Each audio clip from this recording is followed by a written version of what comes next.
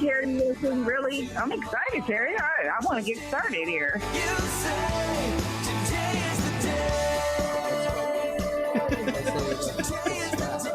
What swag? What's swag? Like No, they're talking about his swagger. No, when she was talking about I love your swag, she was talking about my posture as far as the way I carry myself. I guess. I usually see you sitting down. Yeah, okay, sure. Let's go with that. Sure, we'll go with that. I'm a gangster. I'm a gangster. Hey, do I have anything in my teeth? Nope, you're good. All right. For you guys that came on right at the very, very beginning and saw me abruptly get up, I was told, you might want to check your teeth before we start. It's good timing. Hey, Gina told me to keep you in line tonight. I was just trying to fulfill my direction. Well, That's what I was told to do. Well, I had pesto. I mean, we just had this nice salmon thing from Costco. Ooh. Do you, The pre-made? the pre-made? I'm telling you, Costco has changed our life. Yeah, because it's prepped. It's got it's legit. It's real food. It's real food. It's healthy food. So good. And it had this little pesto thing going on, and all we had to do was throw it in the oven for 20 minutes, bake it, and it was ready. Enchilada bake's my fave. I love Costco pre-made food. Well, welcome everybody. This is episode 327. Glad to have everyone on tonight. We've got a special show for you. We have got Dr. Dave in the house. Dave, are you with us? I'm here, Terry. Well, I think I called you doctor, and I apologize. I'm gonna. Is it a demotion to call you Coach Dave now? Yes, yeah. Past life, Dr. Dave is a past life, and present life is Coach Dave. Coach Dave from highermeaningandpurpose.net. It's wonderful to have you on tonight. We met you. Virtually met you several months back, but got to physically meet you in March when you came up to the Elite Conference. So it was a wonderful time to get Yeah, it was, Terry. So thank you so much for driving all the way up to Florida. And, he drove up from Florida on 95, and I think he ran into terrible traffic coming up and came in with a positive attitude. I was about to say, I never sensed any stress. No stress from him at all. So I think he lives what he preaches. So it's going to be fun to have him on tonight to understand, some of these mindsets and things that we could all learn from. So that's going to be very cool. So very excited to get to talk to you about that tonight, Dave. Yeah, happy to be here, Terry. Absolutely. Listen, if you're on the show tonight and you'd like to talk to us, we're over at terrywilson3.com/live. You might be seeing us on YouTube or Facebook or some other channel. But if you want to be able to join the conversation, if you got a question for any of us here in the studio, or if you have a question for Dr. Dave or Coach Dave, I'm going to get that. Strike two. One more and I'm out. I got it in my head and I can't get it out. Coach Dave. If you got any questions for Coach Dave as well, you can pipe it in there at terrywilson3.com/live. Go over there. You'll see a little icon in the bottom right-hand corner with my little face looking like Guy Fieri going. And it's really proud of that. With pesto in my teeth. I will say in your defense that Coach Dave has that really calming, comforting presence of a doctor. Yes. So it's hard to. It is. He's just got that thing, that X factor. Well, he's got that X factor. He's got that inner peace, and he can probably share some about that tonight as well. Mm-hmm. It's just I know a lot of people, when you get into metaphysical stuff, things that are not tangible and things, sometimes people check out. But let me tell you, if you want to affect your physical world and deal with some of the world that you don't perceive nationally in the tangible, but just some of that inner peace, laws of attraction, that is a real thing. I'm telling you, I've seen it in my own life. So I think for you guys that are entrepreneurs or thinking about becoming an entrepreneur, the content that we're going to give you tonight, I think is going to be well worth your time. But if you want to join the chat, go over to terrywilson3.com/live. If you would like to follow us on Facebook, you can go to terrywilson3.com/Facebook.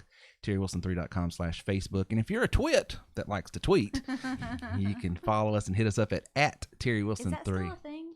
Yeah, Twitter, is that still a popular thing? Oh yeah. Well, we had so old. We have a president that would argue otherwise. So yeah. Do not. I didn't make a statement. All bring up anything. Trump uses Twitter. That's a fact. It's not an opinion. Okay, let's just venture. That's all I said. Let's just venture away from those landmines of subjects. Twitter. We all know this. I'm telling you, social media has become a cesspool because of we were politics. talking about this earlier today. You just can't even get on social media anymore. At least I can't. Maybe I'm too sensitive, but I get on. I just see. Well, I see a dumb comment about LeBron James, or I see something political, or I just keep get scrolling. Yeah, I don't have time to be I do, but I get into this like I'm trying to think of why they would think that way, and the only thing I can presume is they just don't. They're not thinking. Like there's nothing. There's no real cognitive. It's like everyone's angry, and they use social media as a journal. Yeah, I'd like to express my feelings and my most deepest angers. I want to give my uninformed opinion. They get unfollows. Well, that's what we was talking about. I was like, have you noticed all these people that conduct themselves in that way? They got 100 followers, 128 followers. Like you're in an echo chamber, buddy. I mean, yeah. So anyway, well, listen. Tonight we're talking about the audacity to dream. The audacity to dream. And let me ask a question, and I'll hit Coach Dave up on this. Dave, do you think it's healthy for a person to even have a dream or start to dream? Is that a healthy mindset to have, in your opinion?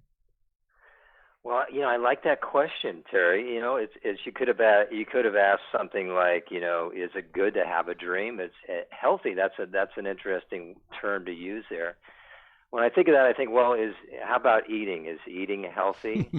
And you could eat some things that may not work for your health and well-being, and you can eat some things that adds to your aliveness and so forth.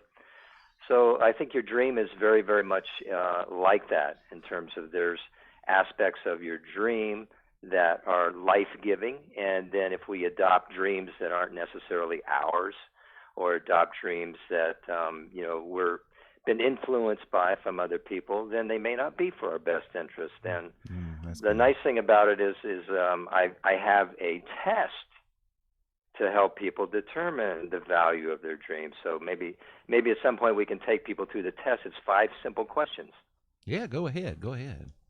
Yeah. So, it is incredibly valuable in terms of, helping people come alive in their life. It's something that is natural to us to want to give to others, to want to contribute to others and use our talents and skills and abilities. And a lot of times we do rely on things that we've been told that are important for us to want. And so more and more people are trying to tap into their own reality and their own needs and their own situation, their own gifts and talents, and really start to ask themselves, what makes me come alive? And so the first question is, when you come into something that you're wanting to move forward with in your life and sort of the seeds of a dream, the first question to ask, of course, is, does this make me come alive?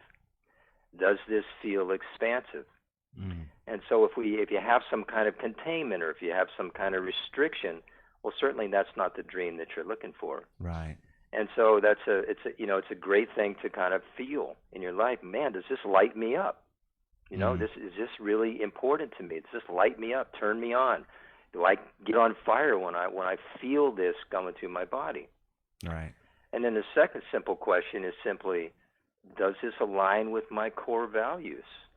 A lot of times we come up with something that excites us and so forth, but when we work it through a little bit, we find out, wow, well, this will interfere with my family life. Right. And so, family life is part of my core values, so maybe this exactly won't work for me and so forth. That's a great, I want to stop you right there. I love that. Does it resonate with your core values? So good. When you're trying to measure, is this a healthy dream to have?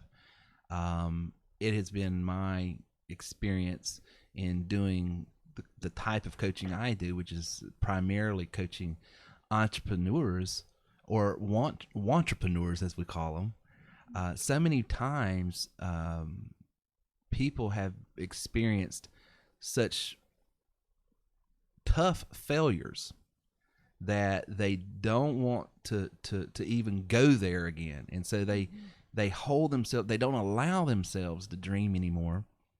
And a lot of times those failures came about because what they were doing, the activity they were engaged in, was not congruent with their value system. They simply did it just because it was a means to an end. They're just trying to make money, or just trying to do this, just trying to get from point A to point B, and took the wrong path because they thought someone promised them some sort of success in some way, but they were doing things that just not them.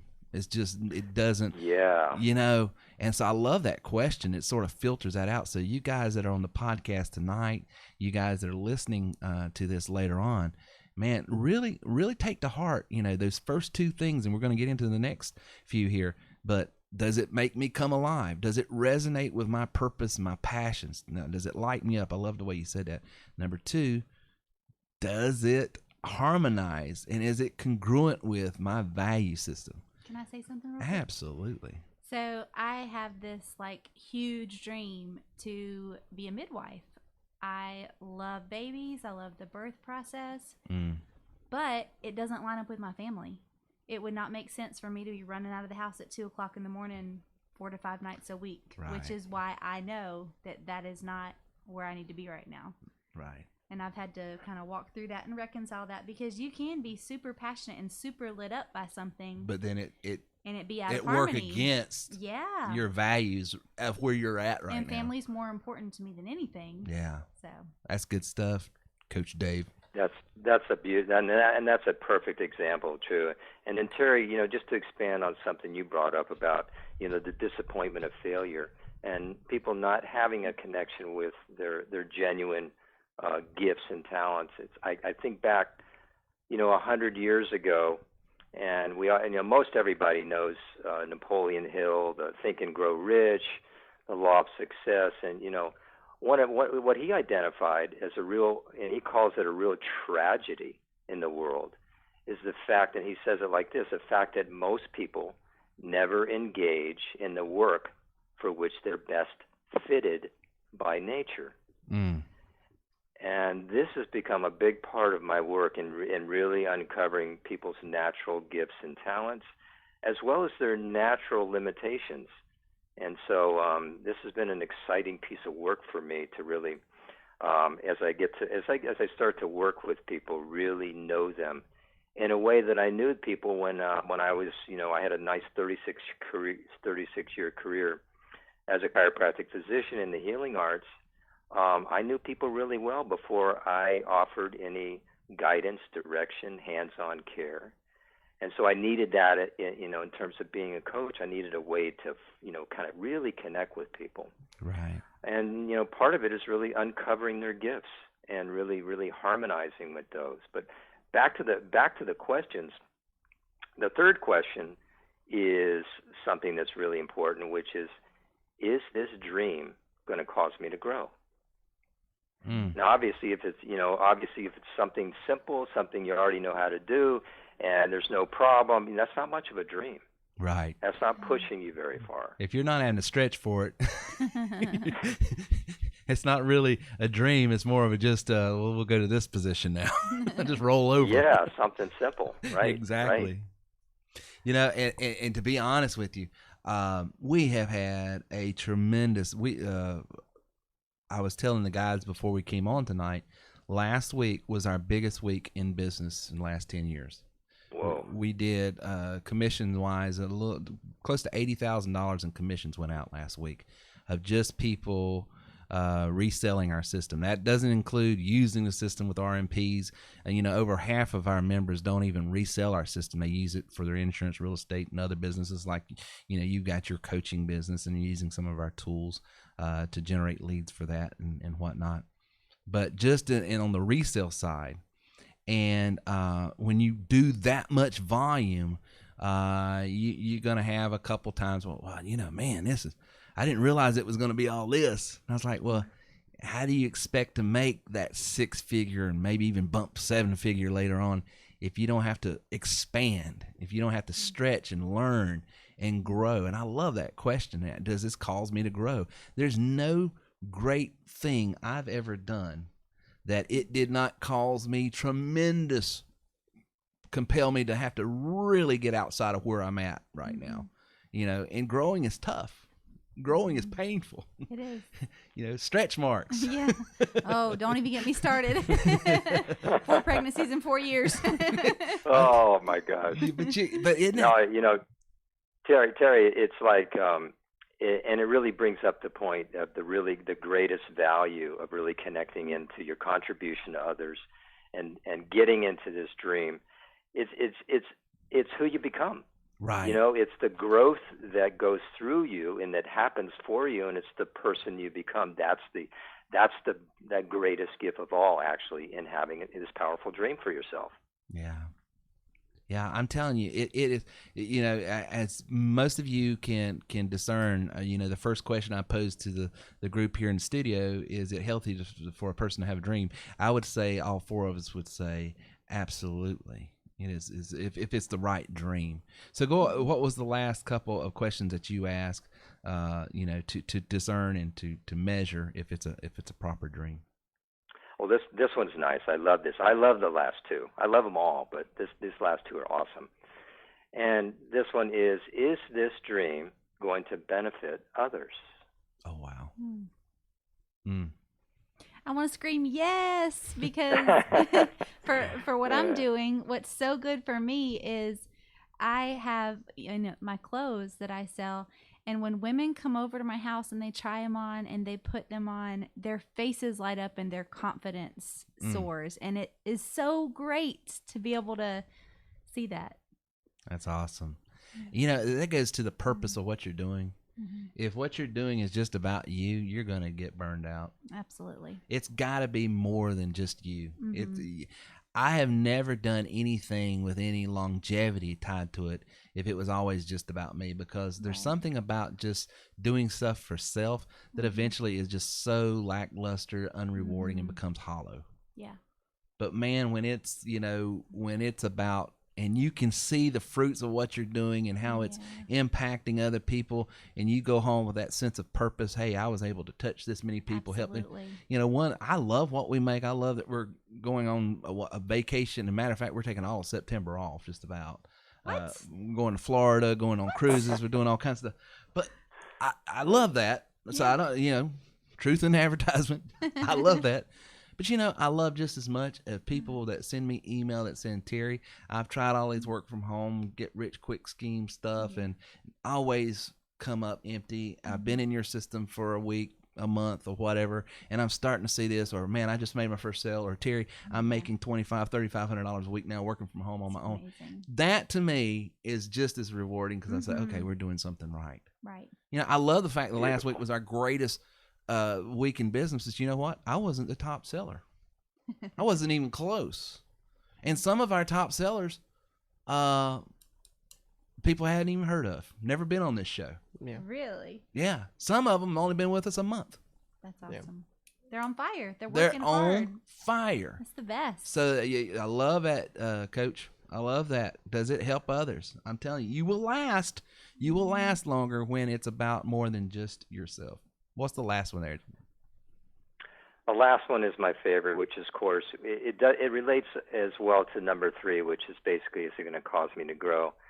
And is it going to cause me to grow? And this one is, do I need help from a higher power? Now we're talking about a really significant dream. Right. Yeah. Because it's going to improve your faith. It's going to going to push you toward, you know, your ultimate purpose of being. So yeah, I love that.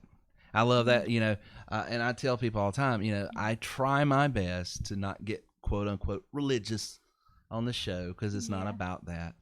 But I can tell you this, one of the greatest things that I love, because there was a season when we lost the business back in 07, 08.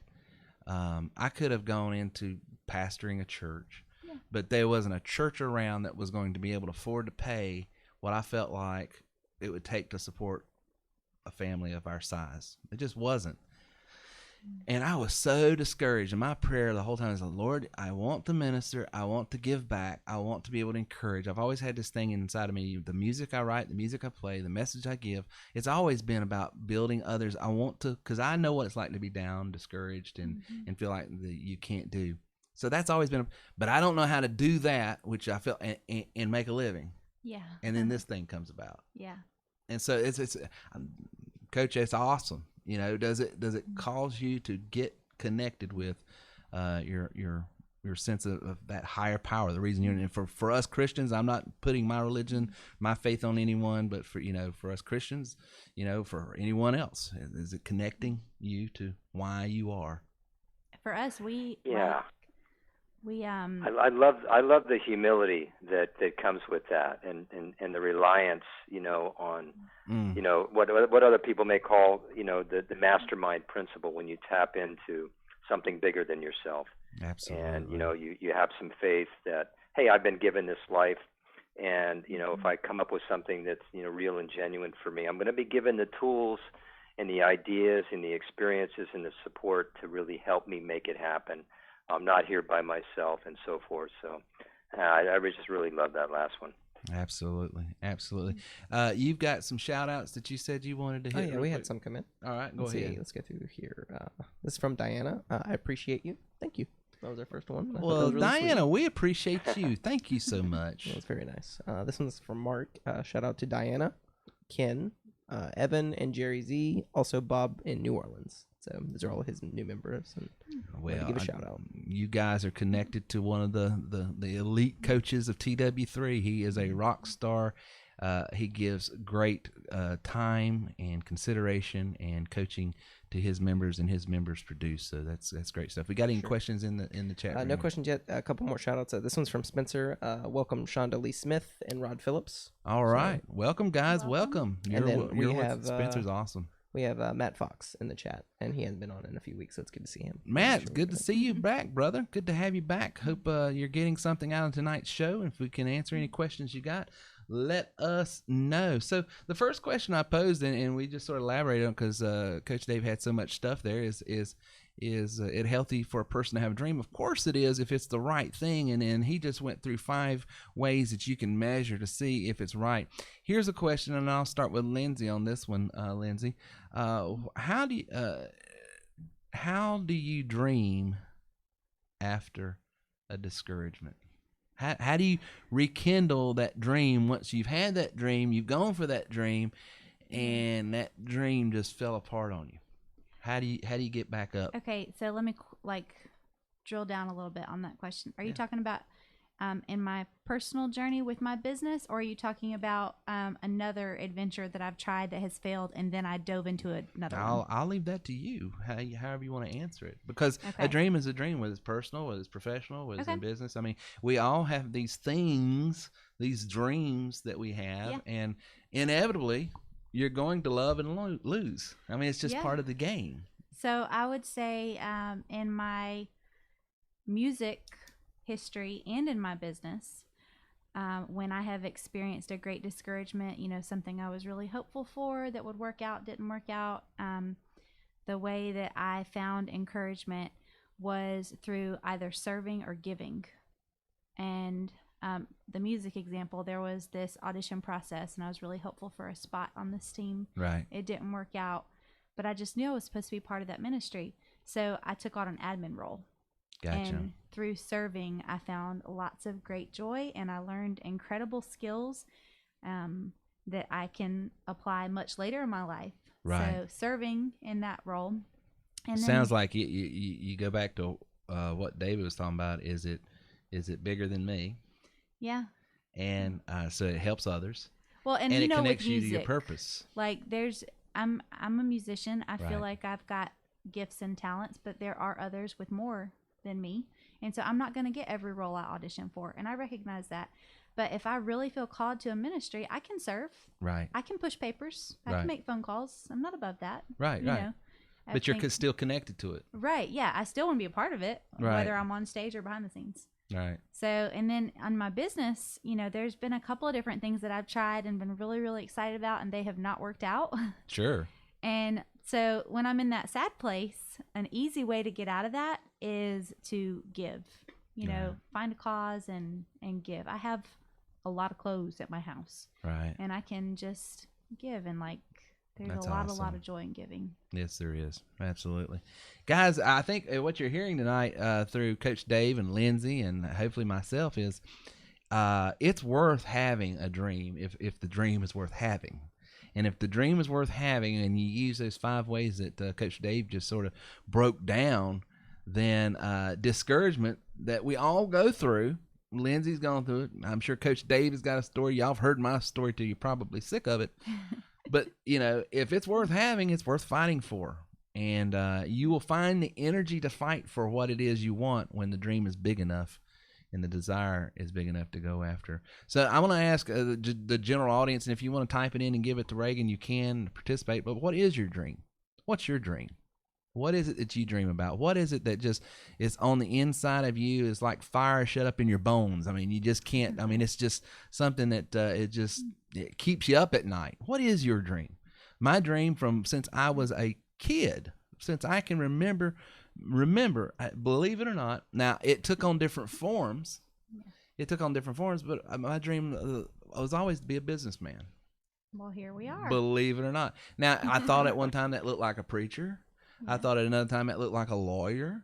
I thought at another time, because I'll tell you, everybody that the world I lived in was sort of lower end, working class, blue collar. And I would see people on TV like Perry Mason that would dress up in a suit and talk for a living. I said, now that's what I want to do. I don't know that you want to get in a suit every day anymore. Well, at the time, how kids are. I mean, I was just found the part that he didn't like about it. He was like, I don't like I've suits, never but I'll do seen you everything walk else. in the As you street see, in a suit. I'm wearing a T-shirt and I got my yes, work from home shorts life. on. I mean, I'm literally with sandals on. But the thing was, I would see these people, and what I was seeing was they talk for a living. They use their minds for a living. They're creative. So it resonated with me. So that was my dream. It just, the way I would see it in my head would take on different forms because that's all I knew. Right. TV. Right. But I had a dream, and so that following that dream has taken on, going into the music business first, going into direct sales, going into insurance. It's I don't. Me personally, anybody, Dave, you push back on this if you don't agree with it, feel free to. But I don't think the road to success is a straight line. No, and what feels like success now in 2 years might not. My road to success has been very curvy. Yeah. A lot of detours. Yeah. Never was a direct line. But I asked the audience, what is your dream? And then I asked you the second question, why is it a dream? For me, it was the ability to be creative, to do something, because everybody around me worked to put food on the table. They didn't work because they enjoyed it. The work was not fulfilling. Yeah. It was just the survival was a necessity. So my dream, the reason I had that dream is because I wanted to enjoy what I did for a life, a living. And my life. And then my last question I'll ask the general audience here is, how do you convert your dream to a plan? I heard a guy once say that my dreams will show up in what I say, but my plans show up in what I do. Interesting. I love that. Do you dream to be wealthy, or do you plan on being wealthy? Well, I got the recommendation of a financial planner today because I realize I'm 30-something and retirement, I want to enjoy it. Well, you either plan on retiring, you gotta plan or it. you dream about retiring. Yeah. You either dream about working from home in your sandals and T-shirt, chatting it up with your son and friends, or you make a plan and you go for it. Is it because dreams are great, but they don't need to stay there. And so there's 3 areas that I want to talk about in our remaining few moments here. We got about 30 minutes left on the show. That I want to bring out. There are 3 areas when it comes to not only chasing but achieving your dreams. I think you've got to hit these 3 areas. One is mindset, and we've been talking a lot about that tonight, and we'll continue to talk a little bit about it. 2 is your habits. Habits are huge. Yes. And 3, we were talking about it before we came on the show, because I was talking about the Myers-Briggs type instrument, and talking about how there's 8 dichotomies of temperaments and personality types and how they work. And so we'll get into that a little bit tonight as well. But talking about mindset, the biggest thing that I would say about mindset that needs to be addressed right up front and in the forefront of everyone that's in the listening audience here, and if you plan on being successful at all in business, in life, in anything, is your attitude. Oh, yes. Yes. Attitude. Zig says it the best. Your attitude will dictate your altitude. And I'm going to tell you, social media, if it hasn't taught me anything, and Reagan, as we talked about today, is there's a lot of people out there with thinking. Their attitude just sucks. Yeah. And they wonder why they're not successful in life. Well, your attitude really determines the direction of your day, the direction of your life, because a lot of the same stimuli happen to numerous people. Yes. How you respond to those. That's your choice. You Yes. can't choose what happens to you, but Yeah. you can choose how you respond. And you know, complaining is a sin. I Yeah. know we're not trying to. I know, but it but, is. Like, You're missing. we are not supposed to complain. Right. Yeah. Well, we know people that are quote unquote successful. You know, they make a good living at they make a lot, and they still seem just so unhappy. I mean, Yeah, they're just miserable because mindset that's is what just- you got to define success. Success is Right. not just money. It's not. No. Oh If my you're a goodness, miserable no. SOB, but you got plenty of money, are you really? Yeah. You're not winning at life. You're not. If your family cannot stand to be around you, Yeah. there's no gosh. amount of money. Right. There's not.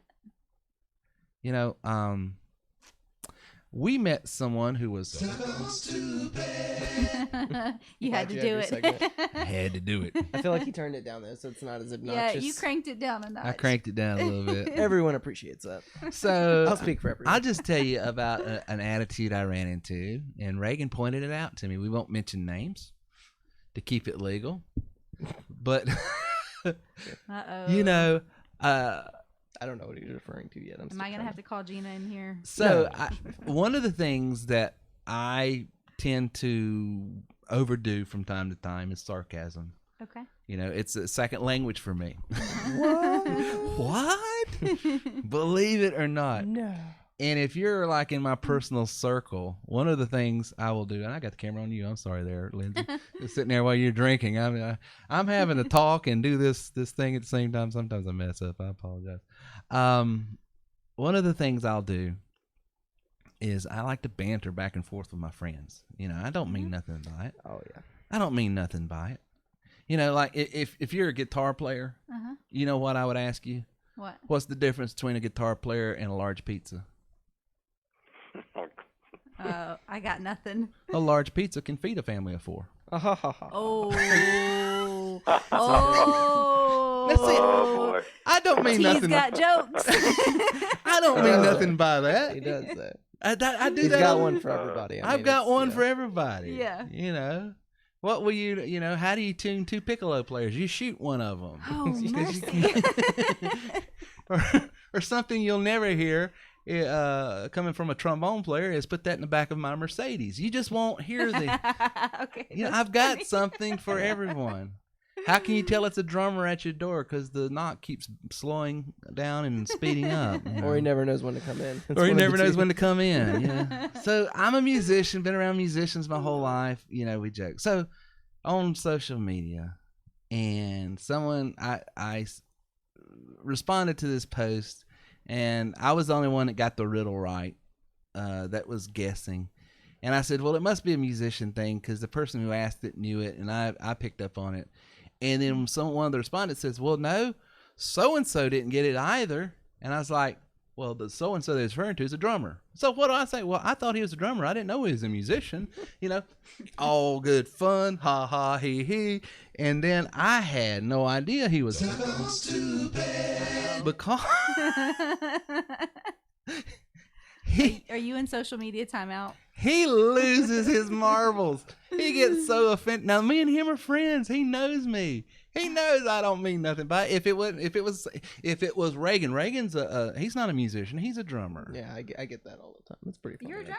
actually. I am. That's Yeah. cool. I didn't Not know a that. musician though, apparently, but I am a drummer. But I don't mean that. Yeah, I know. Well, this was 2.5 weeks ago. 2 weeks ago. He's still talking about it. As recently as just 2 days ago, he posted on another social media platform and then used a pejorative to describe his friend me. And he sends me this thing. He goes, I think you really aggravated him. He's still talking. Wow. So I I had said, no idea the thing happened before. I was just like, what did you do to X? Because X is really upset. oh my word. The point is, you know, people have joked with me. People have done me wrong. And I apologize to them. In the first thread, I said, listen, if it offended you, I didn't mean nothing by it. but there's some people, and I'm not necessarily saying this person, but I am, that they would do well just to stop and check their attitude and not get so easy, because we live in a world right now that everybody is looking for something to be offended by. Well, you can choose to be offended or not offended whenever you read something on social media. Oh my God. You have a choice. However, hold on though. I feel attacked. Hold on, guys. I'm being triggered. I feel though like I should also mention that some people receive sarcasm. No, I get it. Like it scars them. Yeah. And some people really have no social radar for what's a joke and what's not a joke. And so they need to stay off of social media. Well, You know? here's the truth of the matter. Sarcasm, the word sarcasm means to tear flesh. That's actually where the word comes from. And so you are right. And I don't talk to everyone like that because I realize, there's a type of comedy, roasting. Have you ever watched the Comedy Channel roast? And some of them get so raunchy you can't. But even Dean Martin's roast back in the day, there's a style of comedy where you don't mean nothing by it. Reagan had I was someone about to say, someone the other day had something on me that was so good, and it made me think for a second. But what they said was, they were like, I wore my glasses to work, and they said, so do you wear glasses to cover up the fact that you don't have eyebrows? And I was so taken back. But then I looked in the mirror, I was like, that was incredible. That was amazing. I'm not even mad. That was such a good. So you are obviously a very secure and well-adjusted yeah. man. Well, the thing is, it's like, ooh, he made fun of my eyebrows. He was Like, raised in this household, so he's got three layers. Where I so come let me from speak too, to you but- from another perspective. Please. We moved every 3 years. I was always the new girl. I was ridiculed, I was torn apart, and I was not treated kindly. Yeah. If someone said that to me as an adult, I would cry. Oh, So- But I see, think that's where you got. it's all about context. This has everything to do with context.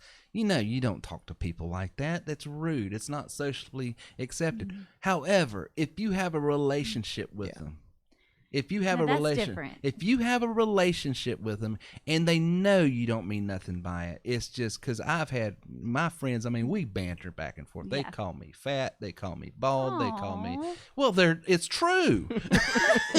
How am I going to? But I don't. What am I take it- going to call him, a liar? I mean, there's empirical evidence to show that they're doing. That's so discouraging, though. You've lost 35 pounds. You're But like, I'm still 35 pounds from 300 is still. Well, I think that we should focus on encouragement. I think But the that point Coach Dave would agree. is, the point is, if it wasn't people that I know and love and understand the context, if it was just someone that can, I'd get my feelings hurt. Yeah. But it's all a matter of, and so the whole point of the matter is you have to understand where people are coming from. Yeah. And there's certain conversations that it's not appropriate if you don't have that kind of relationship. It wouldn't be appropriate for you, new person at school, work, or whatever. I know that's not. Yeah. But if it's your best bud, or you've got this history of 10 years playing together in groups and bands and stuff like that, and especially guys. I mean, there is a thing. Y'all are rough. Y'all are rough on each other. But that's how guys are. Yeah. It's. I mean, I think and I about don't my wanna- son running around with people like y'all, and I'm like, oh no, they better not talk about my baby's eyebrows. But see, that would be. I think that's what my mom would think. But the thing was, I gave him a high five after. I was like, that was the best insult. And that's again, in- that's a huge indication that you are well adjusted and completely secure in who you are. Yeah, I would hope so. Yeah. I would hope so. But Yeah. I guess it just depends on who it comes from and how the context is. Yeah. And I think this was just more of Dave, this is where you're supposed to you would interrupt and think get we this would thing interrupt. back on Oh, track. okay. Well, I have to say that I was really impressed with Reagan when I met him, and so I knew you were okay, Terry, when I met Reagan. See, your judgment of me is based on Reagan. Okay, well, I appreciate That's that. right. That's right. Well, he's well adjusted, I think. But you know what? He is. I like that He I think, is. at the end. But I will tell you this: there's other kids in this household that they wouldn't respond the way he did. It's a personality type. That's true. You know what I'm saying? It's got a lot to do with your And I personality think, type. again, you made a good point with female versus male. Female versus male. Like, Not trying to if be someone- sexist. They're just differences. No. We're built differently. God Yeah. made me differently Right. than He made you guys. And some of those things that if they were spoken to me, even as an adult, I'm so happily married. I love my kids. I love my job. I'm very secure in my life. But even if someone, like one of you guys said that to me, I'd be like, No, we oh, would well, never say that. do to they you. think I'm, unsightly? Like, I would be insecure. Well, here's the thing. To bring it back to the story, and then we got to button it up because I know we're spending too much time. But one of the rules of the unwritten rules to me of comedy is you never swing down. You always swing up. Okay. Had this guy been a subpar drummer, musician, I would have never, because you don't insult. But this guy is known to be really, really, really good. He is the gold standard. Okay. So keep that in context too. Okay, that's important. So when you say, That's interesting. Yeah. you don't criticize people that the punch could land. The statement was so absurd. That's where it's like calling me skinny. It's so absurd. It's a joke. What's up, Slim? Like that type Exactly. I mean, come on. Y'all are so bad. Anyway. I don't do that. I'm just saying that would be the... So attitudes toward life and mindset, biases in business. How many times have you talked to people? I mean, we live in a world today that it seems like every single type of business or every type of thing you could get involved with, everyone, oh, that's a scam. Well, that's a joke. Skepticism is real. right. Lawyers are crooks. Car salesmen are crooks. Insurance people are crooks. Doctors are chiropractors. Oh, Dave, you used to be a chiropractor. I mean, that's quackery. I mean, it seems like everything. Everybody's a cynic nowadays. When I go to the chiropractor regularly, and when I talk about it, I always feel like I have to qualify it because there's so many people that don't live their life the way that I do, pursuing health instead of chasing medicine. Well, they would rather medicate the problem than solve it. The thing is, like, I would say I'm pretty cynical in a lot of stuff. Like, you've seen that. There's a healthy skepticism, and then there's. Well, I toe the line sometimes, but I'll say this, especially with chiropractors. I had like a really bad runner's knee. It's it's a band. I can't think of the name of the band, but it's on like the side of your knee, and I tore it while I was running one day, and I went to 2 sessions with our chiropractor, and instantly felt better. Okay, number 1, you're a runner. That's awesome. I didn't know that about you. Wow. Runner. Number 2, that's amazing, and I can say the same thing. Last week, I pulled a muscle doing an Insanity. It's a high intensity interval training. Yeah. I used to do this. Yeah. Love them. Yeah. And I went to the chiropractor 3 times last week, and like I am a new person. I didn't have to go to the ER and take muscle relaxers and painkillers and. Yeah, no, I got into like a really heated debate with someone because they're very much like chiropractic is. The point is of this whole thing. Sorry. That's okay. No. The point is, no matter what type of business anyone gets in, there's always going to be somebody out there that's cynical. Yeah. It's always critical. If you got a dream to be a lawyer, go be a lawyer. Well, when I told my family I was about to buy $5,000 worth of clothes to start my business, they were like, "What?" Exactly. What? Right. So don't allow the opinions of others to talk you out of chasing, pursuing, and engaging your dream. Because if you do, you're going to be exactly where they're at. And that's working a job. 9 to 5. Priorities and planning. That's another mindset. Your priorities and planning. You know why I achieve what I achieve during the day is because I have a priority. I don't do anything. This has got to get done first. You've got to prioritize your dreams, folks. If it's a dream, if it's worth having as a dream, then it's worth fighting for. And if it's worth fighting for, it's worth planning for. And so you've got to make your pursuit of your dreams a daily priority. Number 2, so we talked about mindsets, habits, daily routines. What are you doing on a daily activity? I am OCD about my daily habits. What's octed? Oh. You lost me. Never mind. He's trying to make a bad joke about it. It's a terrible joke. Please keep talking. Oh, you're spelling out the sounds. So I have my planner, and every day I wake up and I know exactly what I need to do first, second, third, fourth, fifth, and sixth. Right. And then I can do what I want after that. But I think that routine is so good, and I think that our bodies respond to doing things over and over at the same time consistently. Muscle memory. Yeah. And there's something that former wrestler, for you guys that grew up watching professional wrestling. Goldberg. Yeah. What was it? What was his name? Ric Flair. Ric Flair, yes. That's telling on our culture down here in the Southeast. But one of my good friends was one of the 4 Horsemen. Wrestled with Ric Flair, Tully Blanchard. And we used to play golf a lot together. And we went to what's that golf course out past Charlotte that I want to say Meadowbrook. No, that's the local yokel. The Lake Lure one? No, this is where the PGA U.S. Open was that Tin Cup was filmed at and all that. I forget the name. It's a famous golf course out there, but nevertheless, he took me on to get with his golf professional, and because I was really getting into golf back then, and I was telling the guy, I said, listen, I practice. I play 4 times a week. I'm out here. I'm at least 18 holes every time I go out. I hit a bucket. And I said, so I thought practice made perfect. And I says, my game still stinks. He says, no, practice doesn't make perfect. Perfect practice makes perfect. You can practice a bad routine. That's true. You can have a bad posture, a bad grip, a bad chink, and you keep practicing. That's the way you're going to swing, and you're always getting the same results. Yeah. Business is the same way. It's amazing. These guys come on, and I call them the unemployed experts, and they come on and they want to tell us how we should do everything.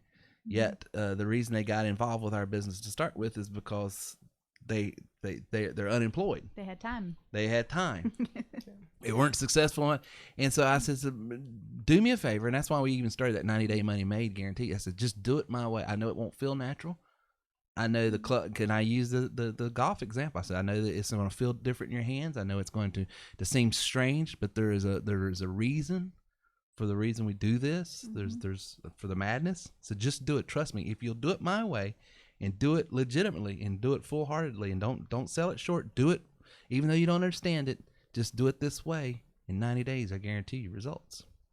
90 days, or we, suspend your admin fees and all this other stuff. And it's amazing when I can get them out of the way of themselves. Yeah. And start rehearsing it in a way that works, and then. Come, Terry, you're right. You might ought to sell this thing. It's amazing. So your habits, your daily routines. I want to tell you something. If you're not getting results, and you do have a daily routine, then check your routine, because it might not be the best routine. Minute by minute metrics. You need to be thinking about. When I'm resting, I'm resting. When I'm working, I'm working. When I'm with family, I'm with family. Make that a habit. Be where you're at. So many times, one of the reasons of pursuing your dream and realizing your dreams becomes so difficult is because you feel so scattered. And the reason you're so scattered is because you never are where you're at.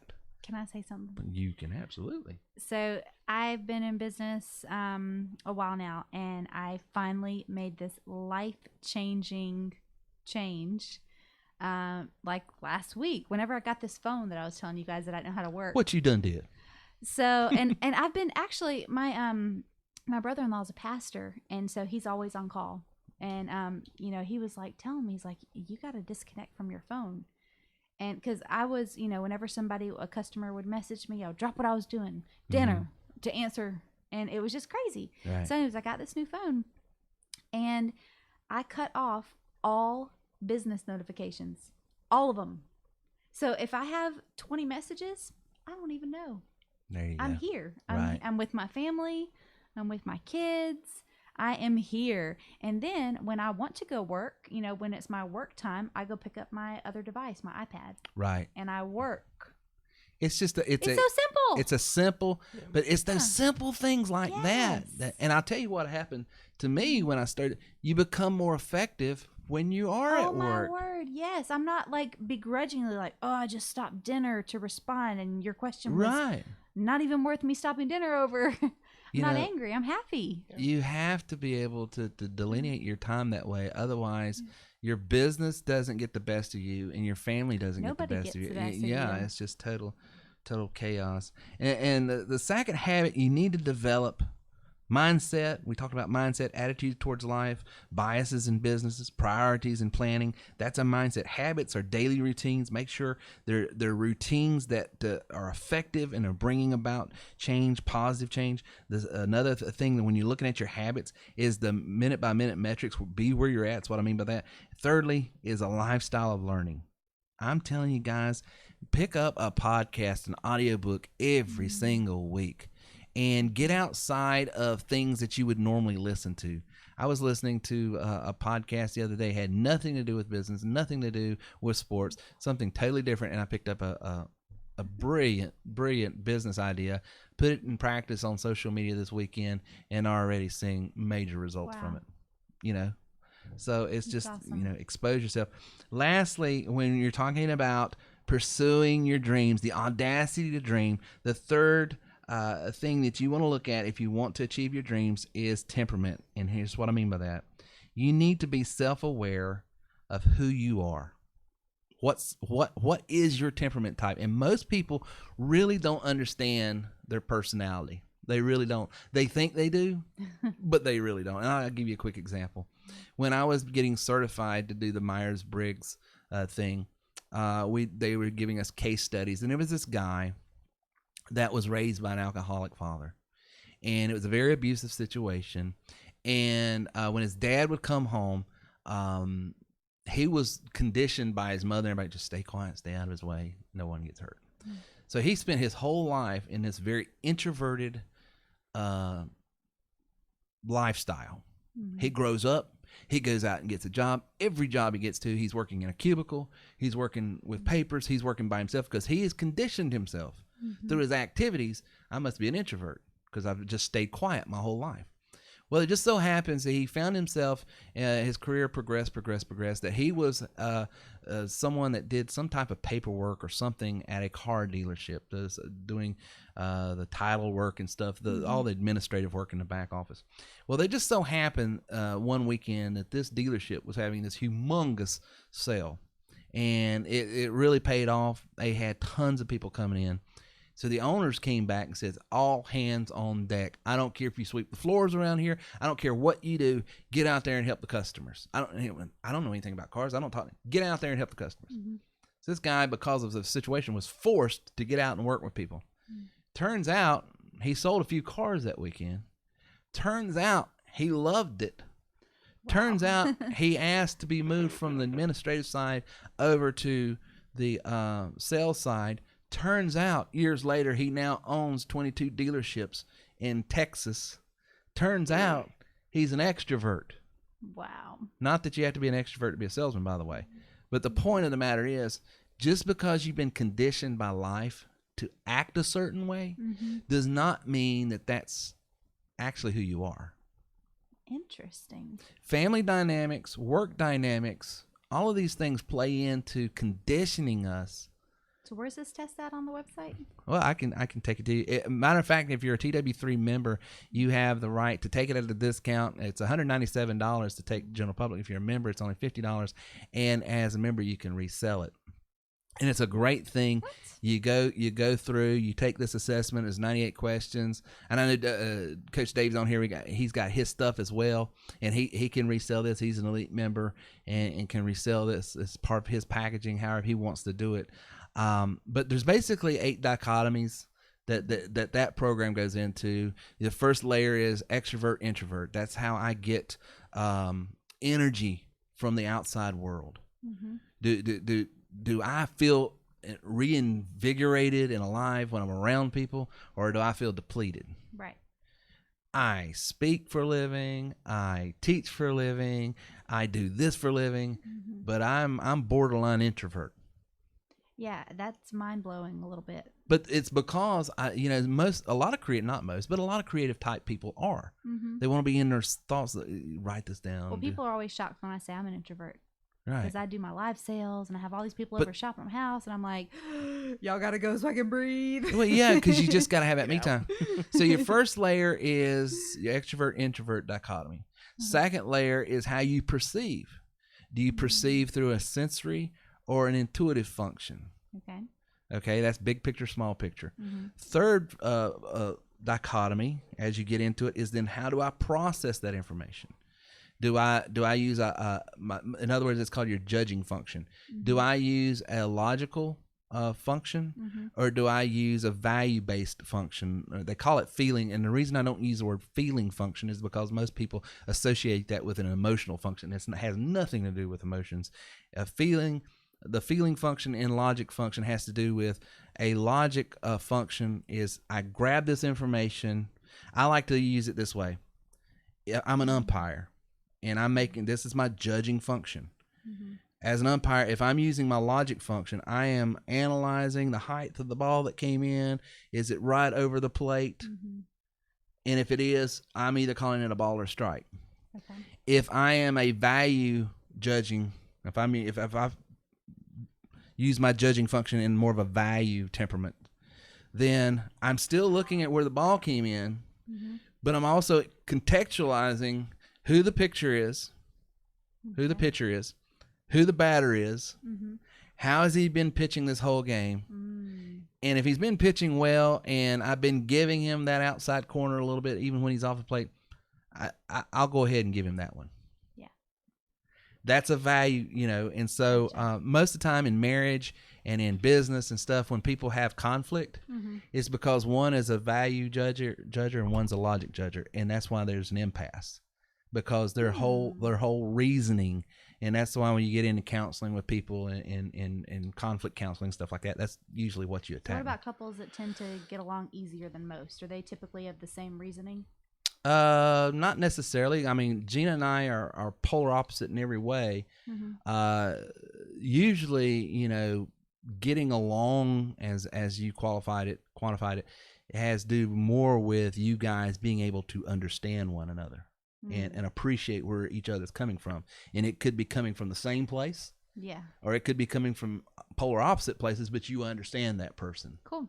You know, so that has more to do with communicational style than anything. But communication breaks down sometimes in business and in marriage and in the workplaces, when that, and the final function is, you know, the function of how I express it. You're either going to be a J or P, and that's how you put it back out in the world. You know, so there's 8 dichotomies, and and then you sort of do that assessment, and then, you know, I'm an NTP J is what I am, I think, or if I remember it correctly, I could be ENTP is what I am. ENTP is what I am.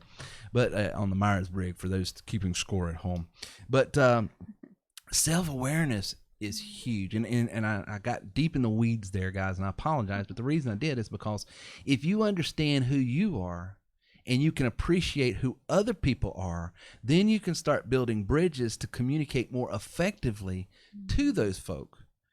And all of a sudden you're not like, why is this idiot not getting, you know, but you say, oh, this person is fill in the blank, and I am this is why they're not hearing me, so let me modify, you be the person. So good. And so that's why I use it in business all the time. Self-awareness and discovery. Learn that. Self-appreciation and application. Understanding and appreciating where other people are at.